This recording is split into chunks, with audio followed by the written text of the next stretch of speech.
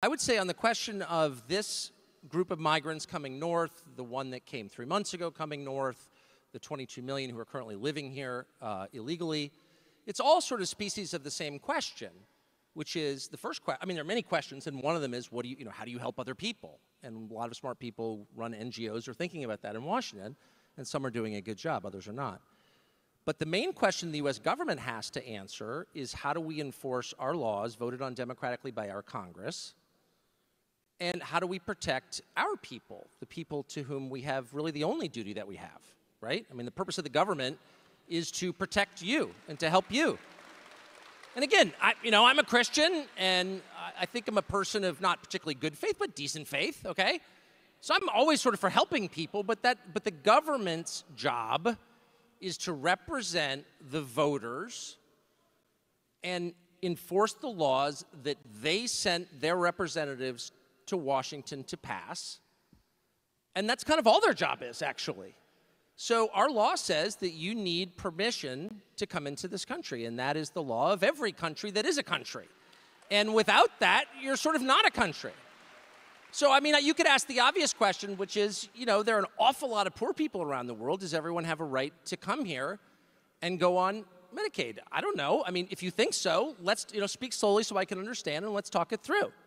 And tell me why. Where does that obligation come from exactly? Is it written in the Constitution? Is it in the Bible? What exactly are you saying? But you're not hearing that. Instead, you're hearing an awful lot of the kind of moral bullying that has come to characterize all of our political conversations, where the person you're debating, in this case I'm debating, begins with the presumption of, I'm a better person than you. I care more deeply for these people than you do, and if you were a good person, you would agree with me. Well, I mean, that's a theological debate. And I reserve a huge part of Sundays for those. What's going on, everyone? It's Talks with Kenny here today. And you saw from that intro, that was a clip from a flashback. That was, I believe, Politico 2018. Cenk Uygur, was debating Tucker Carlson about immigration. And I like to do videos like this to see, like, what were the mindset of people in the past? Because at the end of the day, the actions and decisions that were made in the past kind of give hints to how we got the results in the future. And I think we're living that the position that Tucker Carlson has outlined is that we're caring about globalism more than we care about nationalism. And this is something I've been pushing a lot on my channel, that the need of national pride, the need of national sovereignty, the need to put ourselves as priority over other people, because that's the only way, that's the only sustainable way that America can continue helping the world, right? On an airplane, they teach you that you must save yourself before you can save others, because what's the point of saving a child that has limited capacity to help anyone else and let yourself pass out? It makes no sense. If America doesn't preserve its economy, its sovereignty, its laws, its people, how can you continue letting America help NATO? If America destroys itself, it can't help NATO. If America is bogged down by all these immigrants coming in and being a burden on the system, how can it help other people? And this is what we're starting to see with our politicians. And I don't know. I'm very kind of starting to get annoyed, because this meme encapsulates everything that I see what's wrong with current U.S. politicians, at least the majority of them, especially in the Senate. It seems like they have more allegiance to people outside of America than in America, especially with the Democratic Party. The meme says another 500 million to Ukraine. American citizen says, I'm close to going homeless even though I work 3 jobs. Politician, eat ish and die, LOL. AKA, I don't give a damn about your problems. I care about what's happening on Ukraine border. I care about what's happening on Yemen's border. I care about this war that can possibly happen in Israel. That's what I'm worried about. You got Americans protesting viciously for Palestine, for Israel.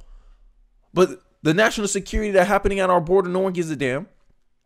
And you show people how they treat you, right? Like when you have guests in your house, right? Everyone knows this. And then I'm going to go into this next clip. When you have guests in your house, you kind of set the standard of how they should treat the house. If they see you treat the house like it's nothing, then they'll come in here and start treating the house like it's nothing. Like this clip in New York, where they're trying to arrest somebody and all the migrants are throwing stuff at New York City police. Let's take a look.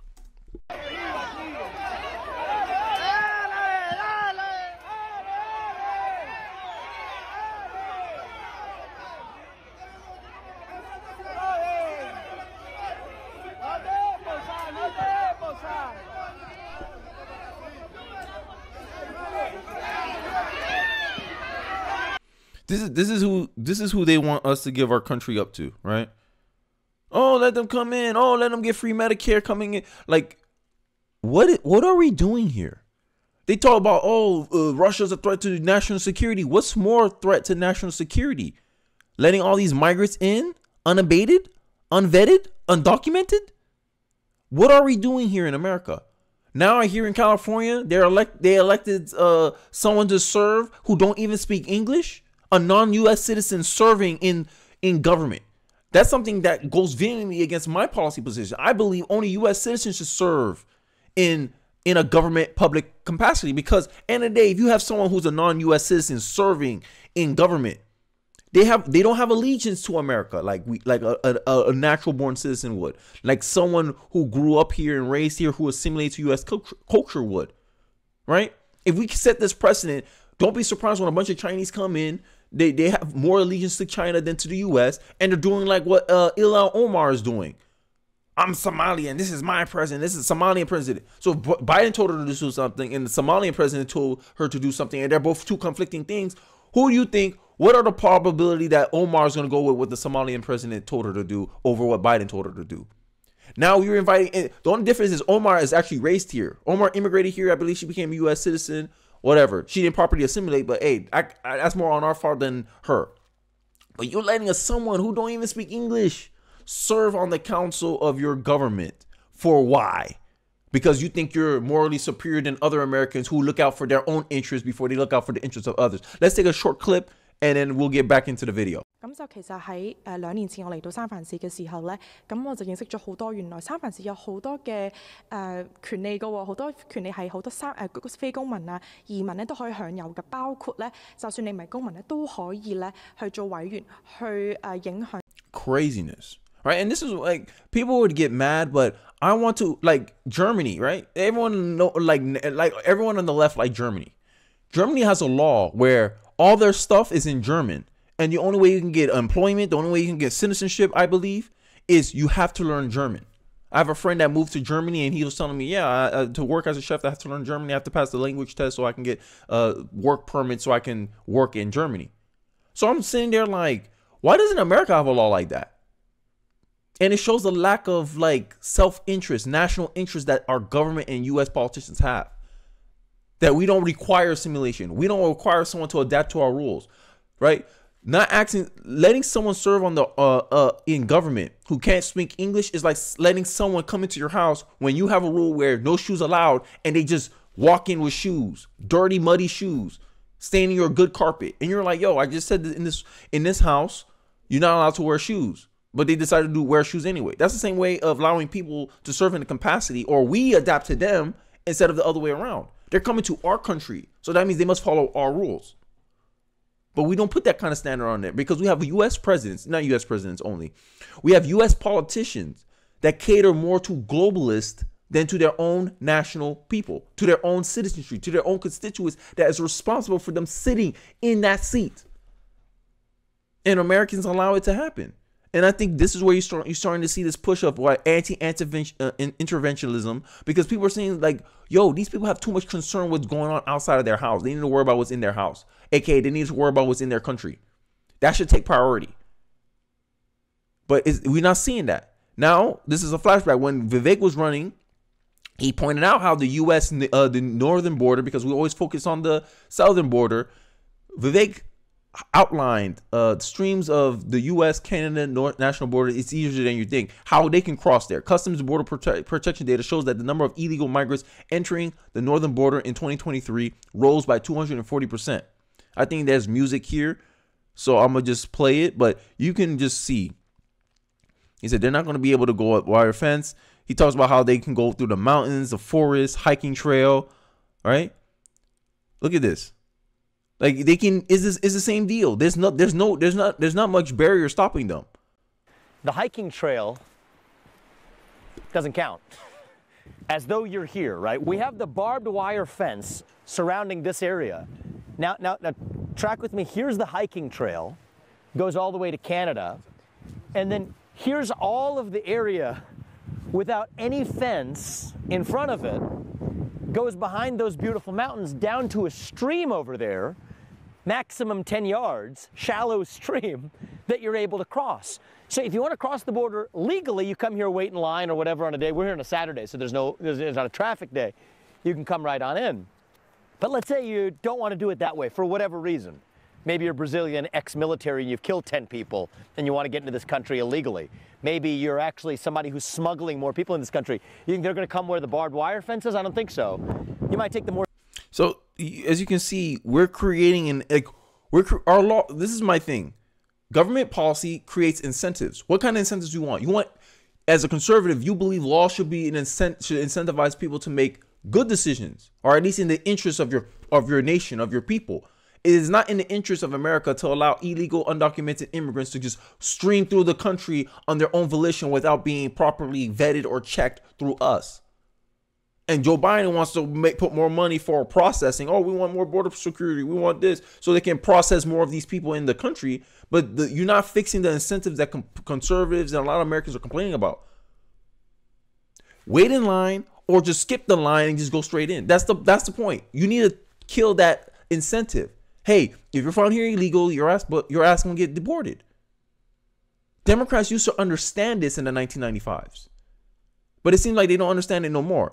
Right. And there's some video going around. It was viral. I remember some liberal woman from Boston bragging about how now I have a personal chef, a Haitian immigrant. She took in some Haitian immigrants, and the Haitian immigrant woman wanted to start her own restaurant or something. I forgot the story.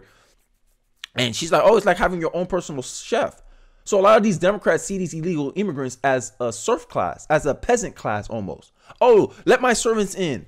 It's this elitist thinking. And this is what I've been talking about with the Democratic Party, that they're a party of the elites now. Some of the wealthiest people are Democrats. Some of the wealthiest people donate to Democrats. And people pretend that, oh, voting Democrat is a fight against the system. Where? You're part of the system if you vote Democrat. You put in the interests of your people last. And here's some recent news. Chinese illegal immigrants apprehensions increased by 4,000% at U.S.-Mexican border since 2021. And then you got Chinese nationals saying, oh, don't harass my people because they're crossing your border illegally. Breaking 4 illegal immigrants charged with strangling a man on Chicago train. I'm telling you, people in Chicago, black people in Chicago, they mad as hell. They're like, yo, you policemen, y'all bring all these migrants here. They're increasing crime. If you don't do something about it, we will. And I believe them black people. But don't mess with Chicago, bro. And they don't, like, the politicians don't care. Brandon Johnson don't care. Brandon Johnson was so trying to protect democracy that he didn't even want to have a House vote on revoking Chicago's sanctuary city status, because he know it would have got shot down. People would have voted it out. Oh, we can hear what you have to say. We can hear your complaints, but we don't want to do any actions to actually correct the problems that's causing Greg Abbott to send their ass over here. Greg Abbott to build National Guard base in Eagle Pass, Texas, to fight border invasion. Imagine that. Greg Abbott's going to have to build a National Guard exclusively for the border. So what are you going to think? Oh, you think the drug cartels are just going to give up? No, they're probably going to go through the Canada border.